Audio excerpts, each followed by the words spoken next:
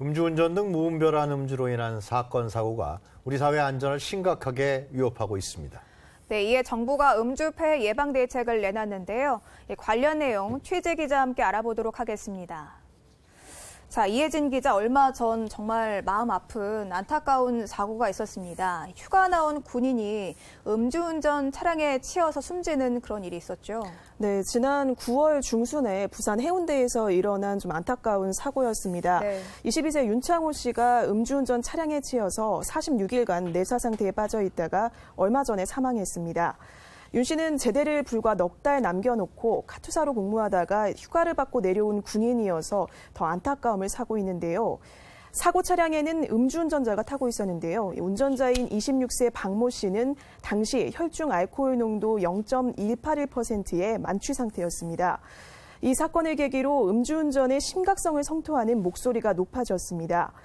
이번 고 윤창호 씨 사건은 윤 씨의 친구가 청와대 국민청원 게시판에 음주운전자에 대한 처벌을 강화해달라는 글을 올리면서 대중에 알려졌는데요.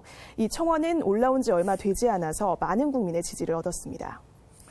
근데 이 청원을 보고 문재인 대통령도 이 음주운전의 재범은 높은데 이 처벌은 굉장히 약하다, 엄정하지 않다. 그런 얘기를 했던 걸로 우리가 알고 있고요. 그런데 이제 문제는 그런 거 아니겠습니까? 우리 문화, 음주운전 문화 같은데요.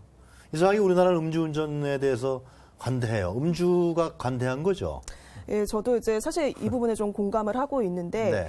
이게 술 마시고 어쩌다가 좀 실수할 수 있지 이러면서 좀 두루뭉술하게 넘어가려는 분위기가 문제인 것 같습니다. 글쎄 말이에요. 예. 사실 근데 이제 잘 부각되지 않아서 그렇죠. 이제 무분별한 음주의 폐해는 상당히 심각한 상황입니다.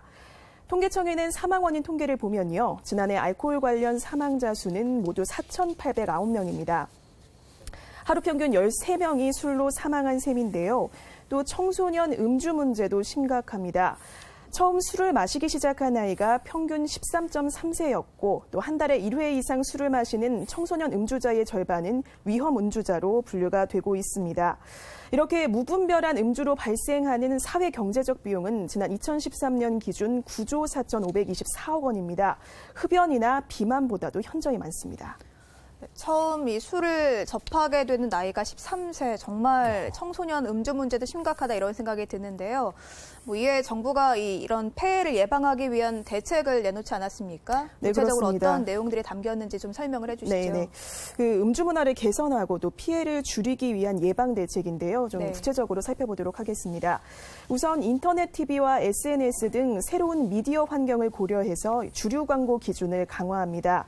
국민건강 증진 시행령에 이제 규정된 광고 기준을 법조항으로 승격을 하고요. 또 주류 광고에서 광고 모델이 술을 직접 마시는 장면이나 소리를 통해 음주를 유도하는 표현은 금지하기로 했습니다. 또 미성년자가 볼 수 있는 콘텐츠 앞뒤에는 주류 광고를 붙일 수가 없고요. 주류 광고에는 광고를 위해 특별히 제작한 노래도 삽입을 할 수가 없습니다. TV에만 적용되던 주류 광고 금지 시간대는 DMB와 데이터 방송 그리고 IPTV에도 적용이 됩니다. 금주구역도 새롭게 지적이 됩니다. 이 정부는 현행 국민건강증진법 개정을 통해서 공공기관과 어린이집, 유치원, 그리고 초중고등학교, 또 청소년 활동시설을 금주구역으로 지정했습니다.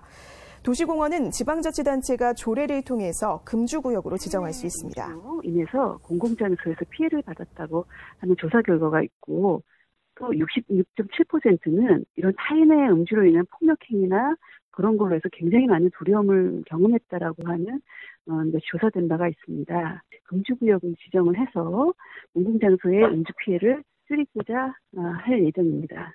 네, 정부는 또 학교 교사가 사용할 수 있는 청소년 금주 프로그램을 개발하고요. 보건복지시설과 기업, 또 군대 실무자를 대상으로 절주 강사를 양성합니다. 이어서 이제 중독관리 통합지원센터를 만들고 시도광역 정신건강복지센터 내에도 중독팀을 신설해서 중독자의 치료를 돕기로 했습니다. 네, 이 기자 말씀을 들어보니까 상당히 정부 대책이 꼼꼼하게 마련된 것 같은데요. 이번 대책이 잘 실행돼서 우리 사회를 위협하는 음주 폐해 완전히 좀 뿌리 뽑혔으면 좋겠다. 그런 생각이 듭니다. 자, 수고하셨습니다.